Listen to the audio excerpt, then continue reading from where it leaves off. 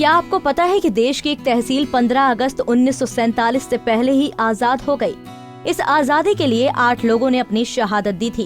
इन लोगों ने अपनी शहादत देकर 18 अगस्त 1942 को ही तहसील पर तिरंगा लहराकर उसे आजाद करा दिया था।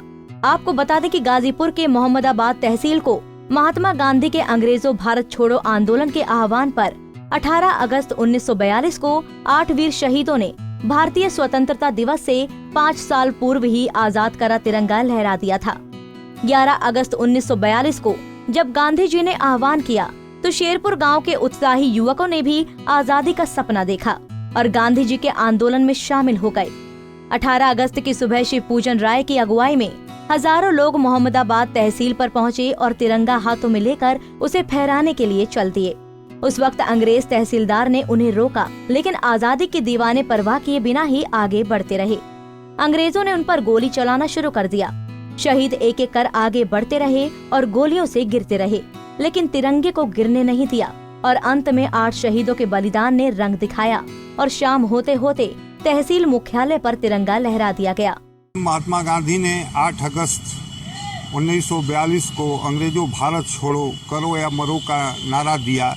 उससे प्रेरित होकर इस क्षेत्र के युवाओं ने, विशेषकर शेरपुर के युवाओं ने एक दृढ़ निश्चय किया कि हम लोग गांधी जी के आह्वान पर 18 अगस्त को इस मोहम्मदाबाद शहीद भवन तहसील पर तिरंगा झंडा को लहराएंगे और एक टोली बनाकर शेरपुर से लोग चले। इस क्षेत्र के तमाम हरिहरपुर अन्य गांवों से नौजवान यहाँ इकट्ठा हुए और झंडा फहराने, तिरंगा झंडा फहराने के प्रयास में यहाँ गोली चली और एक एक करके लोग शहीद होते गए और उस झंडे को उठाए रखे।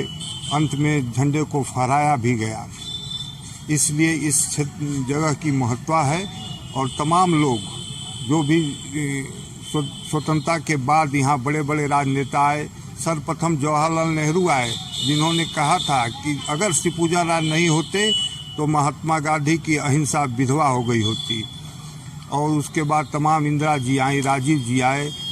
साल 1980 में जब कांग्रेस के तत्कालीन राष्ट्रीय महासचिव और भारत के पूर्व प्रधानमंत्री राजीव गांधी गाजीपुर आए तो लोगों ने उन्हें इन वीर शहीदों की कहानी सुनाई, जिसके बाद उन्होंने मुख्यमंत्री को इसे शहीद भवन घोषित करने और तहसील को अन्यत्र करने की बात कही।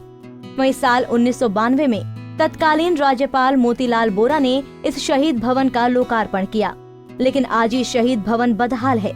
तमाम सरकारें आई और गई, लेकिन शहीदों के नाम पर कुछ नहीं किया। तहसील की एक बिल्डिंग थी उस समय। इस तहसील बिल्डिंग पर तिरंगा फहराने के लिए लोग आए और एक एक करके आगे बढ़ते गए तिरंगे को हाथ में लेकर के। लेकिन जो तत्कालीन तहसीलदार महोदय थे उन्होंने गोली चलवाने का आदेश कर दिया और हमारे जो नौजवान थे, जो शहीद थे, वो आगे बढ़ते गए और झंडा और एक एक करके गोली चलती गई, लेकिन झंडे को झुकने नहीं दिया।